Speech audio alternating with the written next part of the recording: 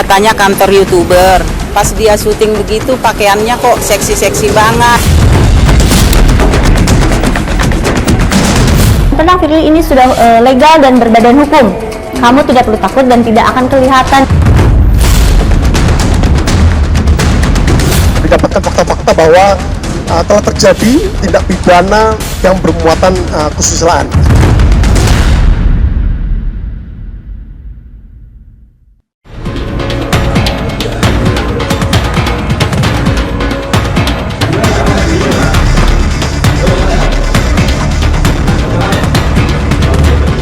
Setelah digerebeknya studio tempat syuting film porno, sejumlah pemerannya dipanggil Direktorat Krimsus Polda Metro Jaya untuk dimintai keterangan.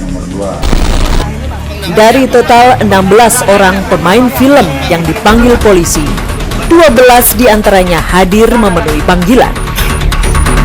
Dari 16 pemain film, beberapa diantaranya merupakan selebgram, seperti Siskai, Caca Novita, serta Firly Virginia. Tim telusur kemudian mencoba menghubungi Firly Virginia, selebgram dengan jumlah pengikut 145.000 followers.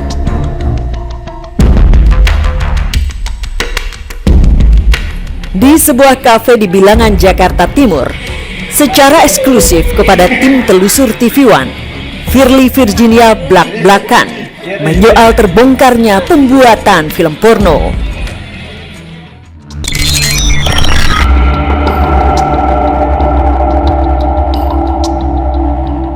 Desember tahun 2002 saya dihubungi lewat DM Instagram. Dia bilang kalau Fir mau nggak main di konten kelas bintang. Dia tidak bilang web ya di sini. Dia bilang konten kelas bintang. Dia bilang adegannya seperti apa Om? Dia bilang ini sama seperti foto Fir.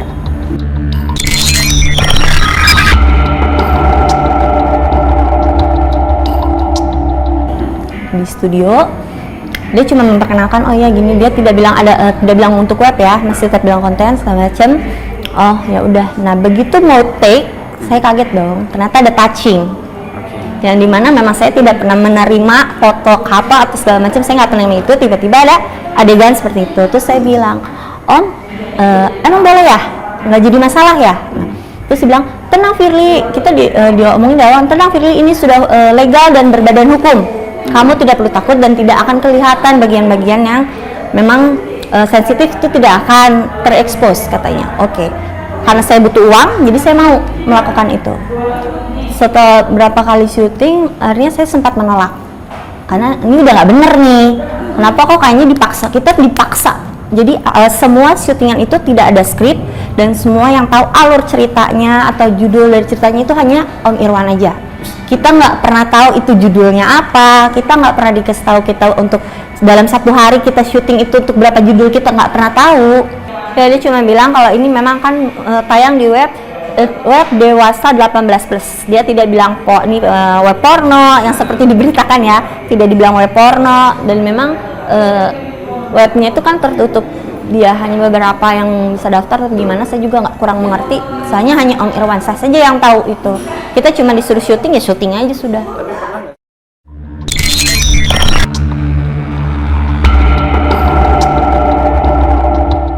Jadi yang hanya tahu kita dibayar satu hari 2 juta itu tergantung peran yang kita mainkan. Misalkan peran kita jadi utama, ya kita harganya 2 juta. Tapi kalau misalkan kita cuma pemain kelasan di bawahnya pemeran utama, itu harganya 1 juta.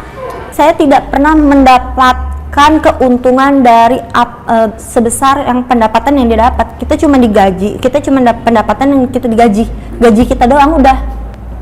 Nggak ada pernah dapat bonus dari kalau film kita ramai kayak Keramat Tunggal kemarin, filmnya ramai, kita nggak ada bonus sepeser pun, tidak ada. Sedangkan film itu naik. Firly Virginia merupakan wanita kelahiran tahun 1991. Kepada tim telusur, Firly melanjutkan kisahnya bagaimana bisa terlibat dalam pusaran film porno buatan rumah produksi kelas bintang.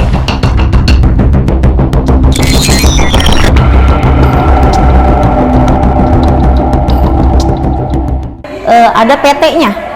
Dia punya PT namanya Pak Bos dan Bu Bos, yang dimana istrinya Sarah mengetahui adanya film tersebut. Istrinya siapa? Istrinya Irwansyah. Istrinya. Dan setahu saya istrinya Irwansyah itu yang mendanai web tersebut. Setiap kali kita syuting memang istrinya ada. Setiap kali syuting. Setiap kali kita syuting, dari awal saya syuting istrinya ada dan mengetahui. Makanya saya di sini bingung kenapa istrinya kok bisa bebas di luar dan bilangnya tidak mengetahui suaminya bekerja seperti itu gitu. Padahal jelas istrinya ada, istrinya mengetahui, bahkan saya sampai dengar dari yang lain pun istrinya mendanai kok.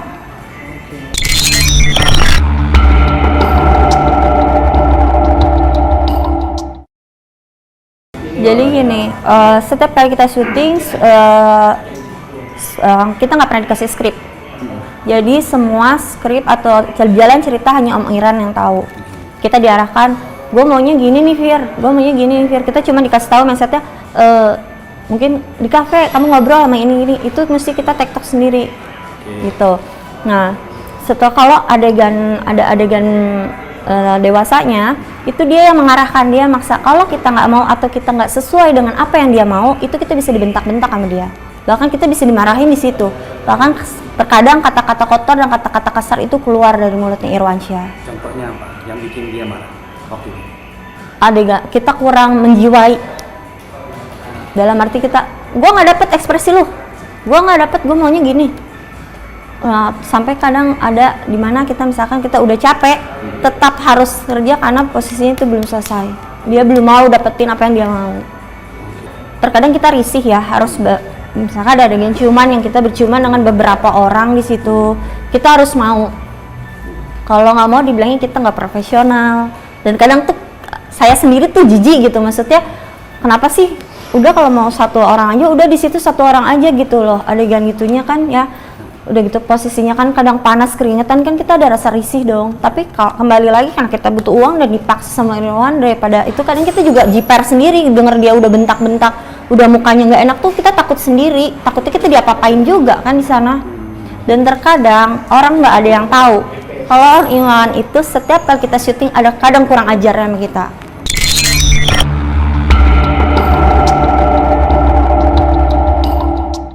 Justru saya ditanya berapa judul saya nggak tahu, karena yang hanya tahu judul kita hanya disuruh syuting aja, kita nggak tahu berapa judulnya. Yang tahu judul bahkan skenario kan semuanya dari Om Irwan. Kita tuh benar-benar dikasih kerja rodi.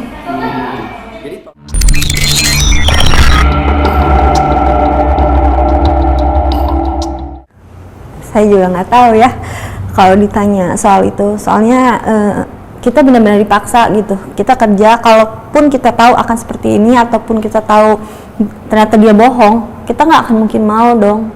Maksudnya ya tahu sendiri kan, dia yang maksa kita, dia yang bilang, dia yang mendoktrin kita bahwa ini sudah legal dan berbadan hukum, ternyata kayak gini dan kita jadi tersangka, kita mau gimana lagi? Dan bukan saya saja, bahkan teman-teman talent saya pun akan menyayangkan gitu loh, kok bisa kita jadi tersangka gitu loh. Dan yang benar-benar yang harusnya memang dimasukin bukan kita saja, berarti istrinya pun harusnya kena juga, karena istrinya yang mendanai kok. Masa harus juga bebas di luar? Ya kita pasti ada mencari bantuan lah ibaratnya. Kita akan cari pembelaan kalau memang kita di korban juga gitu loh, korban dari kebejatan si Irwansyah. Kenapa?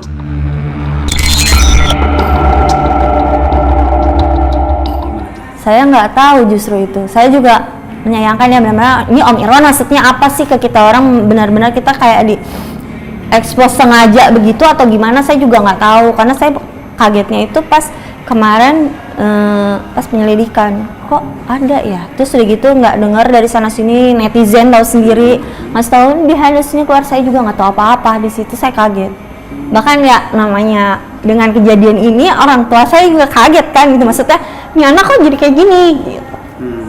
Ya sedih aja sih gitu. Terus udah gitu job-job yang harusnya dapat jadi nggak dapat, sedangkan saya kan mesti ngebiayain orang tua, saya anak tunggal, itu saya anak tunggal. Jadi dengan kejadian ini ya kaget aja gitu loh, kok bisa sampai kayak gini gitu. Padahal dia menjanjikan ke kita ini legal Fir, ini berbadan hukum, mana buktinya gitu. Sekarang tahu dijadiin kayak gini kan gitu. Semuanya jadi rusak. Iya, jadi merusak nama baik kita juga rusak, dibilangin kita Sekarang yang ada di otak orang-orang semua saya adalah pemain porno, dan itu saya sangat malu. Apalagi di mata orang tua. Iya, apalagi ya, saya kan udah nggak punya papa, jadi saya cuma punya mama doang. Mama saya beneran, kok kamu jadi kayak gini sih gitu, dibebasin ke Jakarta kamu kerja, tapi kok jadi kayak gini, dan saya nggak tahu apa-apa gitu. Di film ini benar-benar dia bilang janjinya seperti itu, bahkan saya juga ngeliat dia ada pengacaranya, saya percaya aja.